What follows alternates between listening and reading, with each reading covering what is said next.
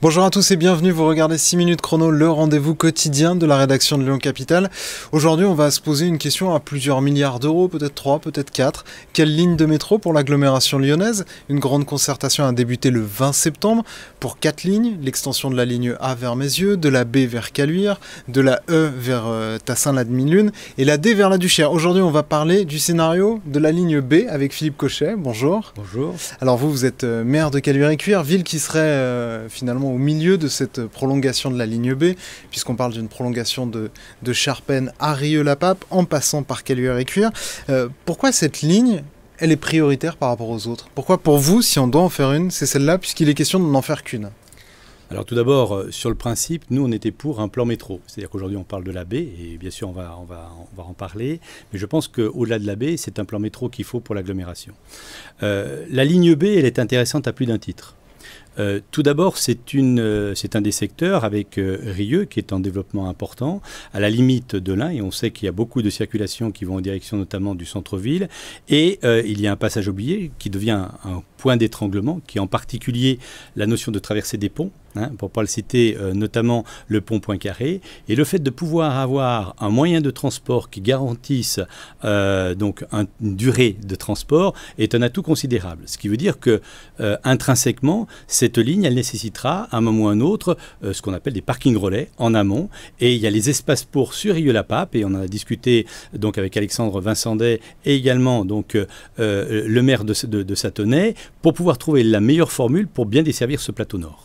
Parce que l'idée serait quoi? Ce serait d'aller capter toute la population qui vit aujourd'hui dans l'Ain, aux frontières de la métropole, et qui fait ce trajet en voiture tous les jours. C'est pas que pour les déplacements intra-métropole. Non, je pense que si vous voulez, aujourd'hui, et on le voit bien, et comme la métropole devient de plus en plus complexe donc à traverser, ce qu'il faut, c'est un moyen de transport qui soit efficace, qui puisse transporter un grand nombre de personnes dans un minimum de temps. Jusqu'à preuve du contraire, le meilleur système, c'est le métro. Et le métro, pourquoi? Ça demande un investissement, certes, qui est beaucoup plus important que d'autres moyens de transport, mais par contre, dans la durée, un métro, ça dure plus d'un siècle, on le voit sur un certain nombre de domaines, et l'usage de celui-ci fait que ce sont des masses importantes d'habitants qui peuvent être transportés en sécurité et de manière pérenne dans la durée, sans avoir des requalifications permanentes de voirie donc en surface, et de gérer ça en souterrain. Le problème de votre ligne de métro, comme toute ligne de métro, c'est qu'elle est très chère, et plus particulièrement celle-ci, puisqu'il faudra passer sous Charpennes. Aujourd'hui, la station ne prévoit pas de prolongement. Après, il faudra passer sous le Rhône, il faudra monter une colline. Est-ce que c'est déjà techniquement et financièrement un projet qui est réaliste ? Bien sûr. Je crois que simplement nous sommes aujourd'hui dans une période où, me semble-t-il, le gouvernement a parlé d'un plan de relance.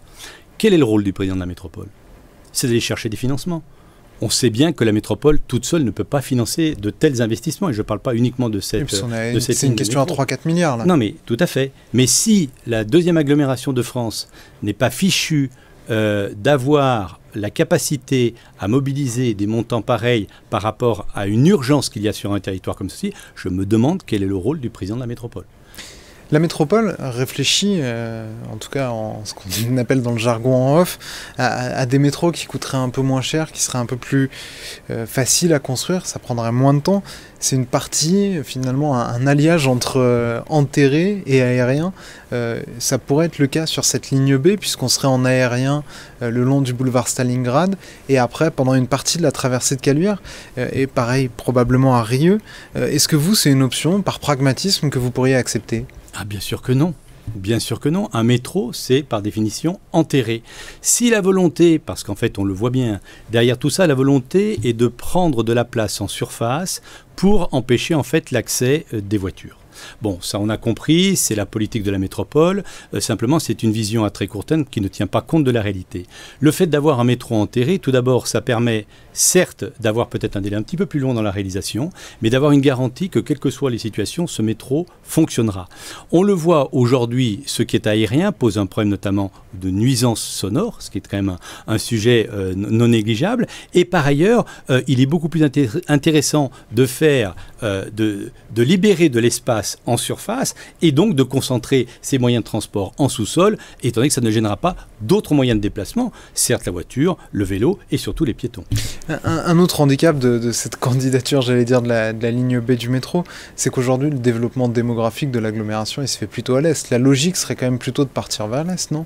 Non, je crois que si vous voulez, l'approche qu'il peut y avoir, aujourd'hui, l'Est a un certain nombre donc, de moyens de desserte. Et une fois de plus, ne voyez pas dans mon propos quelque chose qui ira à l'encontre d'autres territoires.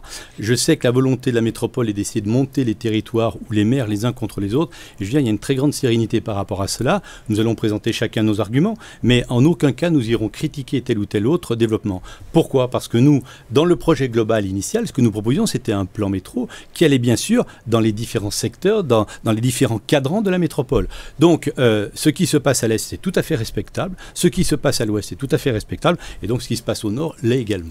Et très vite, pour conclure, est-ce que en votre fort intérieur, vous pensez que les écologistes veulent les réaliser, ces métros, puisque certains doutent de leur, finalement, envie de les faire vraiment, ces lignes de métro? Est-ce que pour vous, ils ont envie de faire du métro? Écoutez, puisque vous avez emprunté le terme en off, on entend quand même assez régulièrement que cette consultation est lancée, mais que de toute façon, ils n'ont pas du tout l'intention de faire de métro. Donc ça pose un problème notamment démocratique. Soit on prend des gens et on discute d'adultes en adultes, mais on ne prend pas les gens pour des imbéciles. En tout cas, je l'espère. Merci beaucoup Philippe Cochet d'avoir répondu à notre invitation, à nos questions. Quant à cette concertation sur le métro, vous pourrez suivre au quotidien l'avancée et chacun des projets sur le site lyoncapital.fr. Merci beaucoup et bonne journée à vous. Au revoir.